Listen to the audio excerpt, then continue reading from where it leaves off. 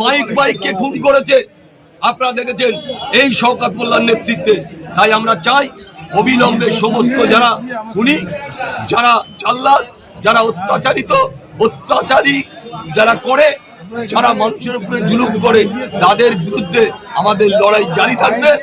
আমরা সারা ক্যানিং, সারা ভাঙড়ে আমরা মানুষের কাছে এই বার্তা দিতে চাই, সবাই ভালো থাকবেন, সুস্থ থাকবেন, মাথা ঠান্ডা করে থাকবেন, অশান্তি করবেন না, এলাকায় কোনো কারুর ধরবেন না, মারবেন না। গণতন্ত্র প্রয়োগে মানুষের কাছে তাদের তুলে ধরতে হবে যে তোমরা লুট করেছো, তোমরা ঘর নিয়েছো, ঘরের টাকা পর্যন্ত লুট করেছো।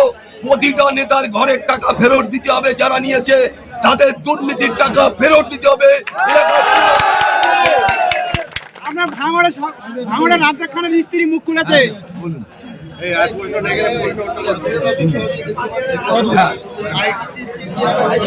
চলে যাচ্ছে, আমাদের হয়ে গেছে, মিষ্টি খাওয়ানো হয়ে গেছে, আমরা বেরিয়ে যাচ্ছি।